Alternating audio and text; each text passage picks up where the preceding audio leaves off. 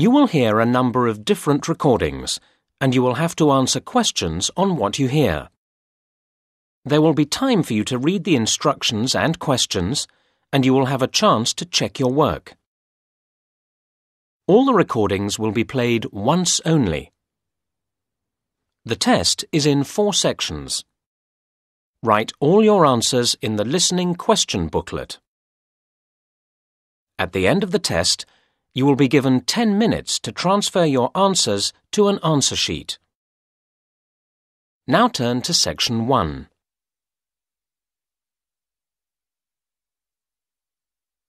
Section 1. You will hear a woman calling an accommodation agency about properties to rent. First, you have some time to look at questions 1 to 4.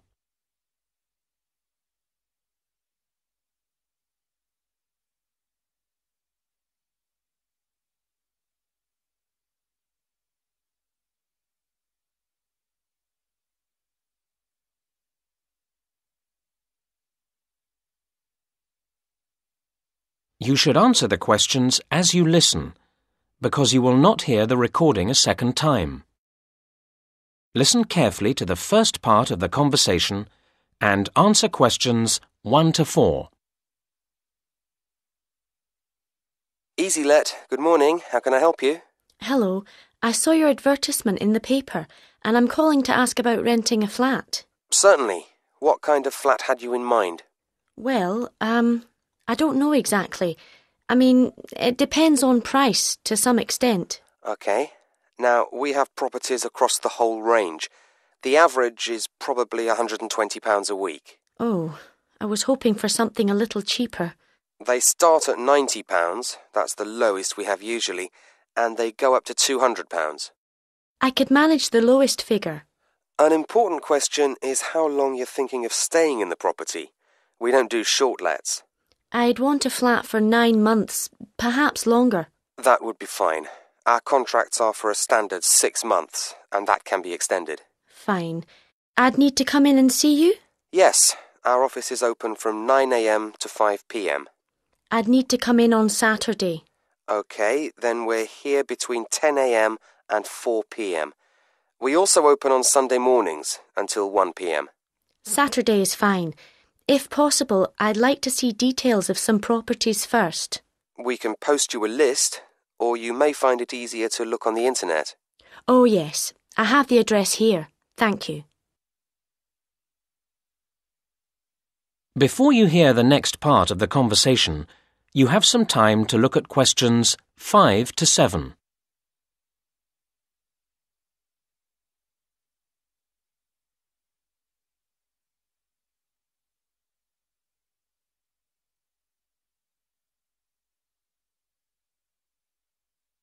Now listen and answer questions 5 to 7. What else would you like to know? I wonder what I might need to buy for a flat. What's included in the rent? That depends on the flat to a certain extent, although some things are standard in all flats. For example, every flat has kitchen equipment provided for your use. Good. Does that also mean tableware, cups, glasses, plates? In some flats, but not all. OK. And bathroom towels, sheets and so on? I don't think any flats have those included. I can easily buy some. I don't suppose flats come with a TV? In fact, they all do, although they may not be the most modern models. Oh, that's fine. But it's different with the telephone. That's up to you to organise. These days, most people seem just to use their mobile phone. I can imagine. What extra charges would I get? Is heating extra? Yes, it is. But the water bill is part of the rent, so you don't have to pay for that. Right. I've noted all that. Before you hear the rest of the conversation, you have some time to look at questions 8 to 10.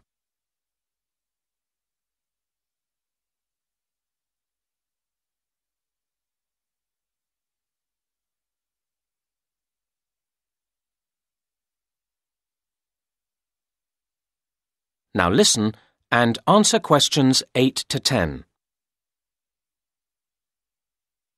Are you looking to move into a flat soon? I hope so, yes. The thing is, we have a few flats at the moment that we'd like to get rented out by the end of the month. I see. They're all good flats, and at the price you want. There's one in Eastern Towers, one in Granby Mansions, and another in Busby Garden. All three are nice blocks of flats. Could you tell me where they are? I'm at the train station at the moment. Eastern Towers, if you're coming from the station, isn't very far. Cross over City Bridge, then go left, and where the road divides, you want the right-hand fork. You'll see Eastern Towers on the left side of the road. It's a lovely building with trees around it. That sounds nice. What about Granby Mansions? The best way to get there from the station is probably to go down River Road and then cross over Old Bridge. The road bends to the right round the park, and if you follow along, you'll find it there on the left side. That's a great location with lovely views of the park. Very nice. And you said there was one more? Busby Garden, yes. OK, from the station, cross over City Bridge, keep going through the first crossroads until you come to the second crossroads. Busby Garden will be facing you over to the right side. It's very convenient for the shops. Fine, thank you. Well, I'll see you on Saturday. That is the end of section 1. You now have half a minute to check your answers.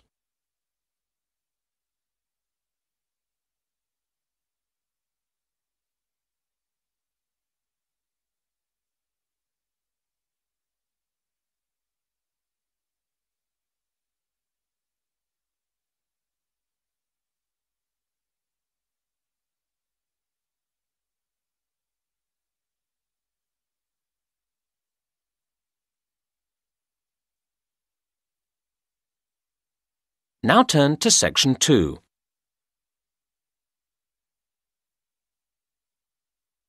Section 2. You will hear a talk for teachers about the Holylands Museum and Education Centre. First, you have some time to look at questions 11 and 12.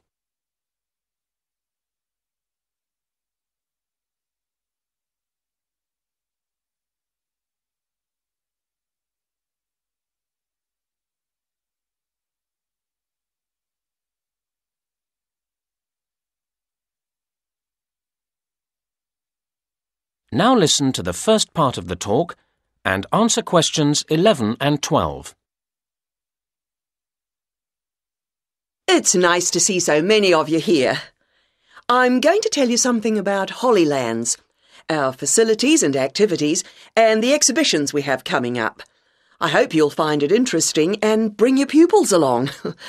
For most of what we have to offer here, you can just turn up with your party. I'm pleased to say that recent work has meant that the whole centre is prepared for blind visitors.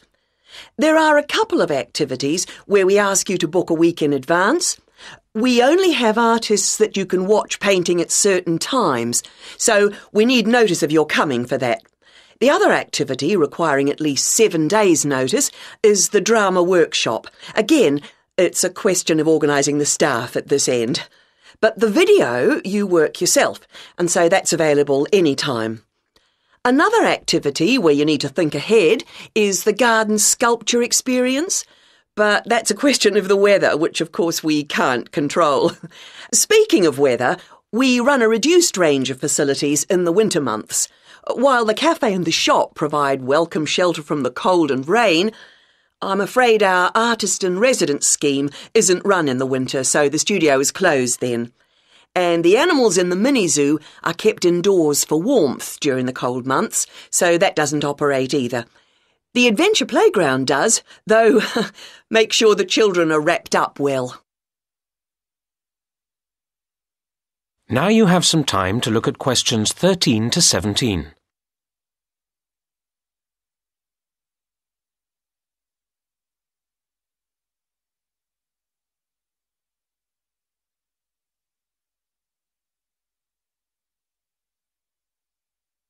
Now listen to the next part of the talk and answer questions 13 to 17.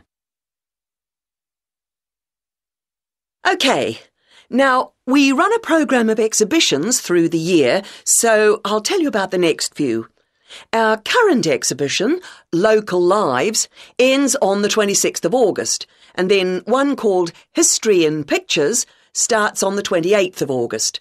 This includes all sorts of objects and experiences from the past, such as farm machinery and some cars. We're sure children will love the chance to have a ride on an old bus. Next, we're running a show called People at Work, and this will open on the 19th of September. There will be pictures and videos depicting all sorts of jobs, from coal mining to flying planes. And there's a careers advice service available for everyone to consult. Following on from that show, we're putting on an exhibition called Land from Air. This starts on the 11th of November and includes hundreds of aerial photographs.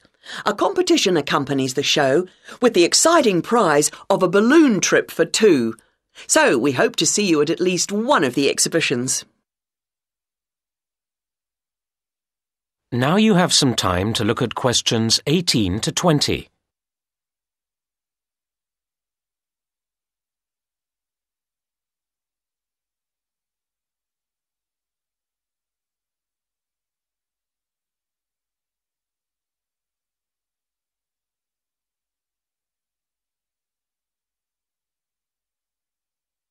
Now listen to the rest of the talk and answer questions 18 to 20. Now, the area occupied by Hollylands is rather large, and we don't want people to get lost, so I'll just give you a few pointers to help you orientate yourselves.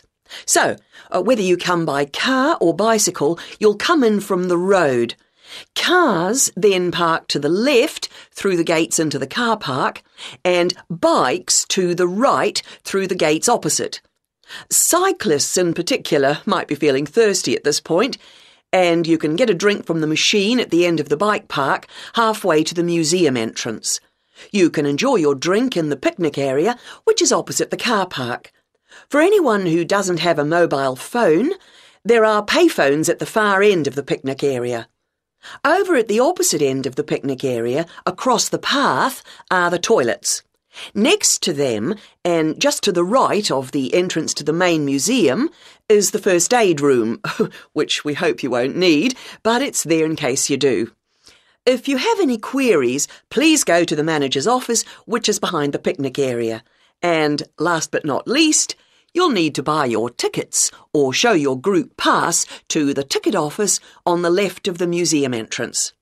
OK, I'll pause there.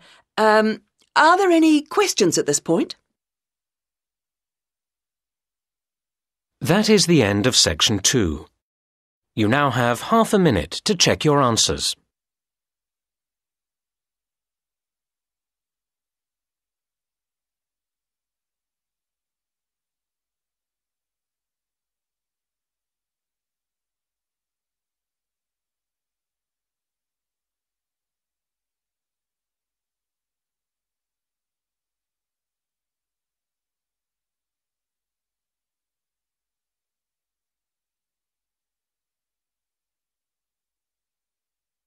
Now turn to section 3.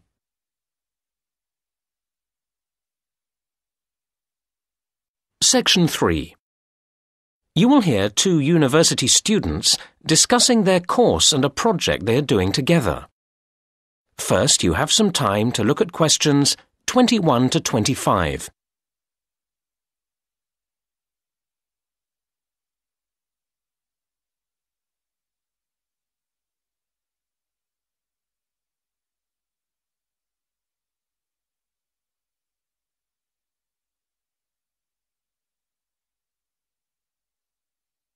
Now listen to the first part of the conversation and answer questions 21 to 25.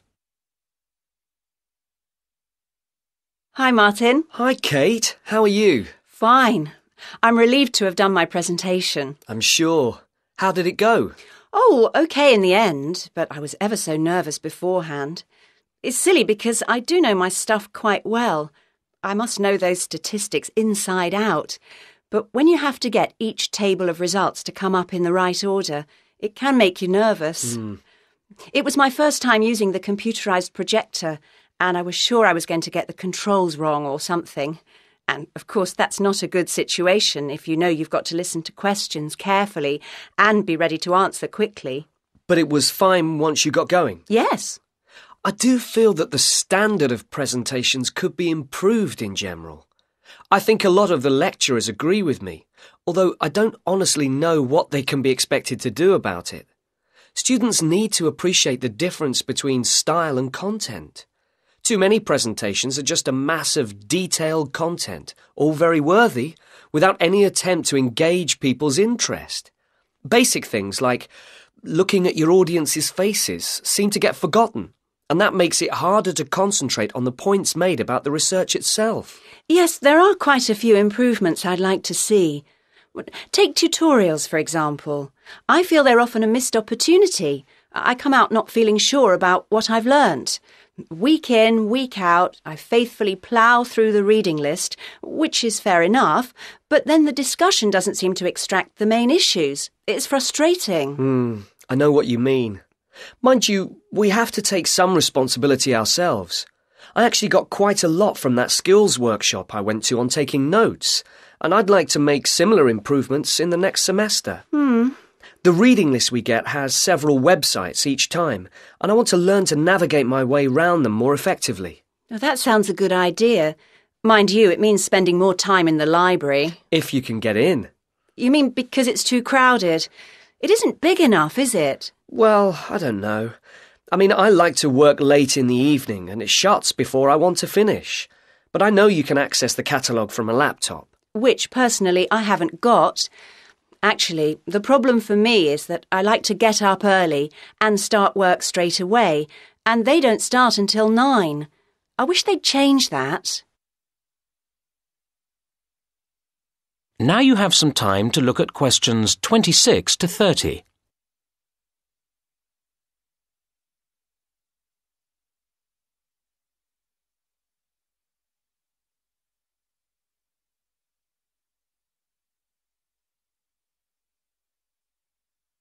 Now listen to the rest of the conversation and answer questions 26 to 30. Look, we ought to start working out what to do next for our project. Yes, enough moaning. OK, the main thing is to allocate the various tasks between us, isn't it? Yes, well, we're going to need the questionnaire before we can do much else, aren't we? Do you want to handle that? I'd assumed we'd do it together. Well, you have more experience than me. Maybe you could think up the main questions, a first version of the whole thing, and then I could read it through. And make suggestions? Well, OK. My experience on projects has all been with closed groups. I don't really know how you go about selecting subjects from larger populations. Actually, it's quite straightforward. You use tables of randomised numbers. Could you show me? Yeah, I'll take you through the process. That way you'll learn and I'll feel surer for having someone else there. Now that brings us to the interviews themselves. Right. Would you like to do them? Or are there too many? Well, your typing's pretty fast, isn't it? So if you agree to handle the transcribing afterwards, I'm prepared to do the face-to-face stage. Does that sound fair? It does to me. But tell me if you find it takes longer than you thought. And vice versa. And when we get the results all together, they'll need to be run through statistics programs, won't they? That's where I always feel a bit unsure about which tests are the correct ones to choose. Same here. But we can get advice from the lecturers about that. Shall we do all that as a joint effort? I think it'd make us feel more secure about what we were doing. Yes, it would be terrible to get that wrong after all the hard work leading up to it. And then we've got to present the whole thing to the group. Will you feel up to doing that? I think we should do a joint presentation. It's all both our work, after all. I guess you're right. But would you mind getting the slides and so on ready? I find that takes me ages and still doesn't look any good. Whereas I quite enjoy that kind of thing. OK. Now, we need to think about a few... That is the end of section 3. You now have half a minute to check your answers.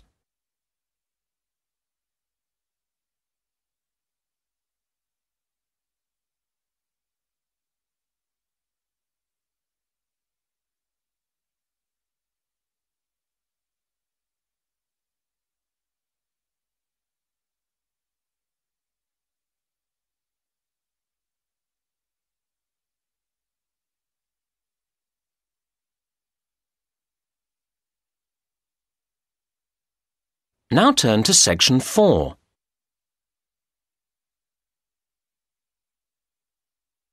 Section 4. You will hear a talk about waste and waste treatment. First, you have some time to look at questions 31 to 34.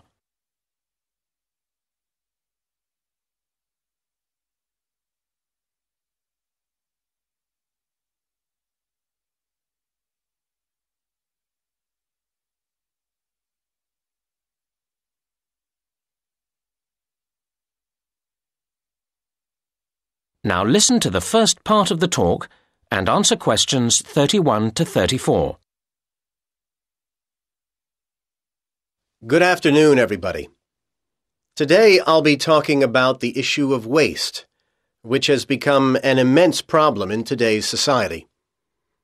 We face huge challenges in terms of reducing its creation in the first place, and then in dealing with it when it has been created.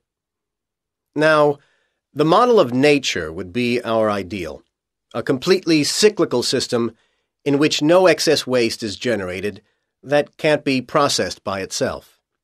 However, we humans have proved, despite our apparent intelligence and ingenuity, quite incapable of achieving this. Where did it all go wrong? We have evidence that in ancient Greece and Rome, governments operated municipal waste collection, and a huge Stone Age mound was identified some years ago in Norway as waste disposal. So we can see that people have been generating waste for a very long time indeed. However, during the Dark Ages, sophisticated municipal waste processing disappeared. The medieval answer to waste was to throw it out of the window. But this waste, apart from broken pottery and a few metal objects, was largely organic. This meant, of course, that it was quickly absorbed into the environment by the natural processes of decay. However, many concerned people, such as doctors, claim that this created health problems, although it wasn't until science produced convincing evidence of the connection between rubbish and disease that governments began to see the importance of dealing with the problem effectively. Unfortunately, their response has remained slower than the generation of waste. It is very hard to deal with waste that won't melt into the environment, as so many of our modern consumer goods won't. And that's why the invention of plastic has caused the worst headache for the environment. It's more than nature can deal with. Now you have some time to look at questions 35 to 37.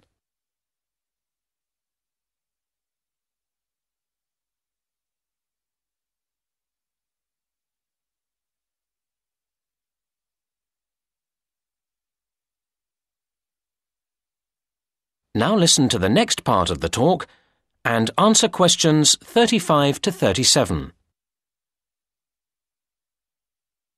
In order to address the root of the problem of waste, we need to think about what has made the quantity of waste accelerate in growth. I'd identify three main reasons. As many countries became industrialized, we saw the advent of mass manufacturing. This has been enormously damaging, as it has greatly increased the amount of things on the planet's surface which don't go away by themselves. Closely related to this is packaging, necessary for transporting things around the world, but then extremely difficult to get rid of properly. And a third aspect to the problem has been disposable goods. We have become accustomed to so many things being to use and then discard that we find it hard to imagine life without them. And yet we spare little thought for where they go when we do discard them. Now you have some time to look at questions 38 to 40.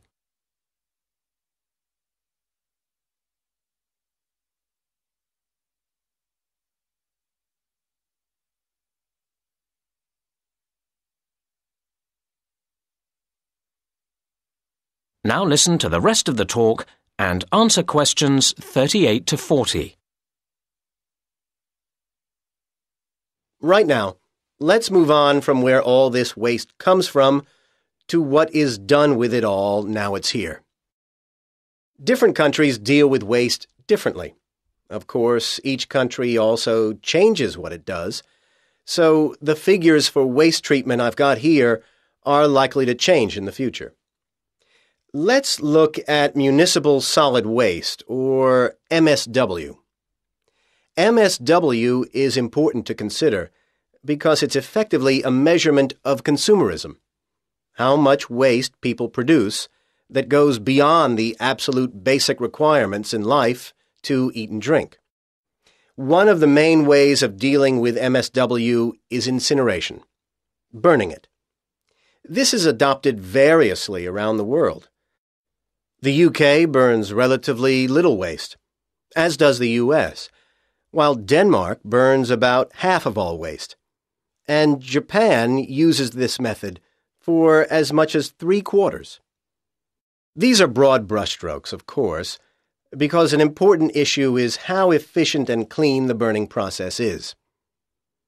Another major form of waste treatment is using landfill sites, basically burying the waste in the earth. Currently, this method is the dominant process used in the UK at over 80%, and is also heavily used in Germany and in the US, while densely populated and mountainous countries such as Switzerland and Japan dispose of relatively little this way. A third and much better way of dealing with waste is to recycle it, turning it back into more things we need. It must be said that much depends here on whether further waste is generated by the recycling processes themselves. The UK and Japan have rather poor records in recycling, while Switzerland tops the table in this respect, and reasonably impressive levels are achieved by Denmark and Germany. I really hope that if we all gathered here again 10 years from now, these figures would be much higher. Time and a lot of effort will tell. That is the end of Section 4. You now have half a minute to check your answers.